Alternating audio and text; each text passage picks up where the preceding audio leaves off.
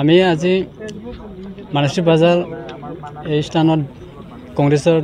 ইউথত joining প্ৰগ্ৰামত join হোৱা উদ্দেশ্যটো এইটোৱে মানে আমি যেটো আমাৰ বিটিসি বা বিটিআৰ যেটো এক্সিস্টিং গভৰ্নমেন্ট এইটো গভৰ্নমেন্টৰ যেটো ডেভেলপমেন্ট কাম কৰা এইটো আমি দেখিবলৈ পোৱা নাই আৰু আমাৰ গাঁৱে ভূঞে যেটো অঞ্চল আছে কোনো এটা মানে আই মাতৃসকলতো ডেভেলপ কাম দিব পৰা নাই ইয়াৰ কাৰণে আমি যুৱক ইউথ হিচাপে আমি কংগ্ৰেছত সোমাই আমি আহি থকা নিৰ্বাচনত আমাৰ ঐতিহ্য মানা চেৰপাঙত কেণ্ডিডেট জিতাই দিবৰ কাৰণে আমি যোগদান কাৰণটো এইটোৱে আমি যেটো ইউপিপিএল গভৰ্নমেন্ট যিখিনি বিটিআৰ চুক্তি কৰি বিটিআৰ চুক্তি ৰূপায়ণ কৰিব পৰা নাই এই উদ্দেশ্যলৈ আমি আজি ইউপিপিএল গভৰ্নমেন্টত কোনো ডেভেলপমেন্ট দেখা পোৱা নাই আৰু আহি থকা সময়তো মানে ইউথক কোনো এটা হেৰি কৰিব পৰা নাই ইয়াৰ কাৰণে আমি ইউপিপিএলত নাযায় আমি আজি কংগ্ৰেছ দলত অনাগত যেটো বিটিসি নিৰ্বাচন আহি আছে মূল কি উদ্দেশ্যটো লৈ পেলে মানে পাব্লিকৰ ওচৰত যাব কংগ্ৰেছ দলে মূল উদ্দেশ্যটো হ'ল যে বিটিসি চুক্তি যেতিয়া কংগ্ৰেছ চৰকাৰৰ দিনত বা মনমোহন সিং তৰুণ গগৈদেৱৰ নেতৃত্বত যি ধৰণে বিটিসি চুক্তি সমাপন হৈছিল তাৰপিছত পৰৱৰ্তীকালত হাগ্ৰামা মহিলাই ডাঙৰীয়াই হওক প্ৰমোদ বড়ো ডাঙৰীয়াই হওক শাসনভাৰ ল'লে তেওঁলোকে শাসন চলালে প্ৰায় ১.৫ দশক ধৰি কিন্তু তাৰপিছতো সৰ্বসাধাৰণ বড়ো ৰাইজৰ যিবিলাক সমস্যা বিটিসি চুক্তি হোৱাৰ আগৰ বড়োলেণ্ডৰ যিসমূহ সমস্যা আজিৰ যিসমূহ মই নিজে আজি যেতিয়া ৰাস্তাৰে আহিলোঁ বিজনীৰ পৰা মানসী বাজাৰলৈকে বিভিন্ন গাঁৱলীয়া ৰাস্তাৰে বহুতো সমস্যাৰ মাজে ভাৰাক্ৰান্ত ক'ৰবাত বিজুলী নাই ক'ৰবাত ৰাস্তা ঘাট নাই এনেকুৱা ধৰণৰ বিভিন্ন দুৰ্গম অঞ্চলৰ মাজতো বড়ো ৰাইজ বসবাস কৰি আছে আৰু বিটিআৰ চুক্তি যেতিয়া হ'ল বিজেপি চৰকাৰৰ দিনত আগৰ চুক্তিখনকে আপগ্ৰেড কৰি সেই চুক্তিৰ 20% এতিয়ালৈকে কাৰ্যকৰী হোৱা নাই কেৱল মাত্ৰ নিৰ্বাচনী টোপ হিচাপেহে ব্যৱহাৰ কৰি আমাৰ জনগোষ্ঠীয় ৰাইজক বিজেপিয়ে ব্যৱহাৰ কৰি আছে কিন্তু বিজেপিৰ এইটো চৰিত্ৰই বিজেপিৰ চৰিত্ৰটো হ'ল যে আঞ্চলিক শক্তিসমূহক মানে চেপি খুন্দি বস কৰি একেবাৰে গিলি পেলাব লাগে লৈ একটা কেন্দ্ৰীভূত হৈছে চেণ্ট্ৰেলাইজড পাৱাৰ ছিষ্টেম তেওঁলোকে এষ্টাব্লিছ কৰিব লাগে য'ত দিল্লীৰ পৰা সকলো কণ্ট্ৰল হ'ব নৰেন্দ্ৰ মোদী আৰু অমিত শ্বাহে সকলো কণ্ট্ৰল কৰিব আৰু গুৱাহাটীত হিমন্ত বিশ্ব শৰ্মাই কণ্ট্ৰল কৰিব ইয়াত প্ৰমোদ বড়োৰো কোনো অধিকাৰ নাথাকিব হাগ্ৰামা মহিলাৰো কোনো অধিকাৰ নাথাকিব জয়ন্ত বসুমতাৰীৰো কোনো অধিকাৰ নাথাকিব কেৱল মাত্ৰ তেওঁলোকক হাতৰ পুতলা কৰি ৰাখিব খোজে বিজেপিয়ে এই কথাটো কিন্তু কংগ্ৰেছে কৰা নাছিল কংগ্ৰেছে বিপিএফক সমান সন্মান দিছিল সমান সমভাৱাপন্নভাৱে বিপিএফক যি কাউন্সিল ইলেকশ্যন আছিল আমাৰ যি বিধানসভা নিৰ্বাচনতো কংগ্ৰেছে কোনোদিনে বিটিএডিত জোৰ জবৰদস্তি প্ৰৱেশ কৰাৰ চেষ্টা চলোৱা নাছিল কিন্তু বিগত সময়ত আমি দেখিবলৈ পালোঁ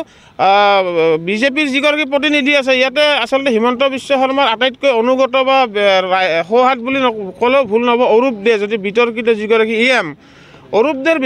বিভিন্ন বিতৰ্কিত কথা আমি দেখিবলৈ পাওঁ বিভিন্ন দুৰ্নীতিৰ কথা অৰূপ দেৰ বা তেওঁ বড়ো ৰাইজক কৰা বিভিন্ন অপমানসূচক কথা বা ইউপিপিএলক তেওঁ যি ধৰণে আক্ৰমণ কৰে অপমান কৰে এইবিলাকতো সংবাদ মাধ্যমত প্ৰকাশ হৈ আছে গতিকে বিজেপিয়ে এফালেৰে গলত ধৰে আৰু এফালেৰে গলত চেপি ধৰে এনেকুৱা এটা মানে পলিচি মানে বিজেপিয়ে লৈছে মানে এফালে কান্ধত ধৰি বন্ধুত্বটো দেখুৱাব কিন্তু লাহে লাহে গলত চেপি একেবাৰে মাৰিয়ে পেলাব গতিকে বিজেপিৰ এই ধৰণৰ যি সামগ্ৰিকভাৱে যিটো ষড়যন্ত্ৰ হৈ আছে সেই ষড়যন্ত্ৰৰ বিৰুদ্ধে কংগ্ৰেছে যুঁজিব যাতে বড়ো ৰাইজৰ অসমৰ আটাইতকৈ যি সংগ্ৰামী এটা জনগোষ্ঠী বড়ো ৰাইজ বড়ো জনতাৰ যি স্বাভিমান তেওঁলোকৰ যি অধিকাৰ ভূমিপুত্ৰসকলৰ তেওঁলোকৰ যিসমূহ অধিকাৰ আছে তেওঁলোকৰ স্বাভিমান আছে সেই ৰক্ষা হ'ব লাগে তাৰ কাৰণে কংগ্ৰেছে আমি যুঁজি যাম ভাল লাগিছে ইয়াত যে আমাৰ যুৱ কংগ্ৰেছৰ সভাপতি অবিনাশ বৰ্মাৰ নেতৃত্বত আজি আমাৰ জিলা কংগ্ৰেছৰ সভাপতি আমাৰ সঞ্জীৱ বুহাৰীৰ উপস্থিতিত আমাৰ ইয়াৰ ব্লক কংগ্ৰেছৰ সভাপতি যুৱ কংগ্ৰেছৰ সকলৰ আজি কৰ্মৰাজিত আকৃষ্ট হৈ এই অঞ্চলৰ অভূতপূৰ্ব ধৰণে মই চাইছোঁ বহুতো ল'ৰা যুৱক আজি কংগ্ৰেছ দলত যোগদান কৰিলে যুৱ কংগ্ৰেছৰ জৰিয়তে তো ভাল লাগিছে মই এটা বস্তু ইয়াত অনুভৱ কৰিব পাৰিছোঁ এই অঞ্চলত যিসকল প্ৰতিনিধিয়ে যোৱা দিনবোৰত ইউপিপিএল বিপিএফৰ হৈ ইয়াত ৰাইজৰ হৈ সেৱা কৰিছিলে ইহঁতৰ যিখিনি সেৱা সেইখিনি চাগে ৰাইজৰ মনোপুত হোৱা নাই আৰু ৰাইজৰ হকে ইহঁতে কাম কৰা নাই আৰু এই অত্ৰ অঞ্চলৰ কোনো উন্নয়নে ইহঁতৰ জৰিয়তে তেনেকুৱা হৈছে বুলি ইয়াৰ অঞ্চলৰ মানুহে মোক মানে কৈছে যে অঞ্চলৰ উন্নয়নো হোৱা নাই। তো সেই হেতু আমাৰ এই অঞ্চলৰ ল'ৰাসকলে যুৱক ল'ৰাসকলে বুজিছে যে অকল যদি উন্নয়ন শান্তি আহে গণতান্ত্ৰিক প্ৰক্ৰিয়াৰ মাজেৰে তেনেহ'লে কংগ্ৰেছ দলৰ জৰিয়তেহে আহিব। সেইকাৰণে সকলোৱে উদ্বুদ্ধ হৈছে আৰু সকলোৱে আহিছে। মই সকলোকে অনুপ্ৰাণিত কৰিব খুজিছোঁ যে আপোনালোকে কংগ্ৰেছৰ আদৰ্শত থাকি কংগ্ৰেছৰ হৈ ৰাইজৰ মাজত সেৱা কৰক। নিশ্চিতভাৱে ৰাইজে অহা দিনত কংগ্ৰেছৰ প্ৰতিনিধিসকলক মেণ্ডেট দিব আৰু যেতিয়া আমাৰ কংগ্ৰেছৰ প্ৰতিনিধি ইয়াত জিকিব নিশ্চিতভাৱে সমভাৱে সকলো এই অঞ্চলৰ মানুহে সুযোগ সুবিধা লাভ কৰিব, উন্নয়ন হ'ব। আৰু জানে আপোনালোকে কংগ্ৰেছ স্বাধীনতা আনি দিয়া দল। কংগ্ৰেছৰ মাজে সময়ে হয়তো বা বেয়া দিন আহিব পাৰে, কাৰণ সকলোৰে ভাল কৰিব পৰা সম্ভৱ নহয়। কেতিয়াবা সেইকাৰণে পৰিস্থিতিৰ হয়। এতিয়া মানুহে কংগ্ৰেছমুখী হৈছে। অসমত এই 9 বছৰীয়া বিজেপিৰ যে শাসনকাল গ'ল 2016 পৰা আজি 24লৈকে, ইয়াত মানুহ সন্তুষ্ট নহয়। কোনো অঞ্চলতে তেনেকুৱা উন্নয়ন হোৱা নাই। ৰাইজক যিখিনি আবুহা ভাৰী যিখিনি বিজেপিৰ মেনিফেষ্টত দিছিলে, যোৱা দিনবোৰত UPPLে মেনিফেষ্টত দিছিলে যে আমি যদি শাসনত আহোঁ আমি এইবিলাক কৰিম, সেইবিলাক পূৰণ কৰাত ব্যৰ্থ হৈছে। আপোনালোকে চাইছে এইবেলি বিধানসভা চলি আছে। এতিয়াও আৰু 3 দিন বিধানসভাৰ কাৰ্যক্ৰমণিকা বাকী আছে, 21 তাৰিখ আৰু 23 তাৰিখ 24 তাৰিখ। প্ৰায় প্ৰতিটো দিনতে আমাৰ কংগ্ৰেছ দলৰ বিধায়িনী দলৰ আমাৰ দলপতি আমাৰ দেৱব্ৰত শইকীয়াৰ নেতৃত্বত আমাৰ চিফ হুইপ আছে, আমাৰ কাৰ্যকৰী সভাপতিকে ধৰি আমাৰ সকলো বিধায়কে বিজেপি চৰকাৰৰ যিখিনি মানে কাম কাজ সেইখিনিৰ ওপৰত আমালোকে সমালোচনা কৰিছোঁ। বিধানসভাত যিখিনি কাম হ'ব লাগে, আমাৰ শিক্ষা, স্বাস্থ্য,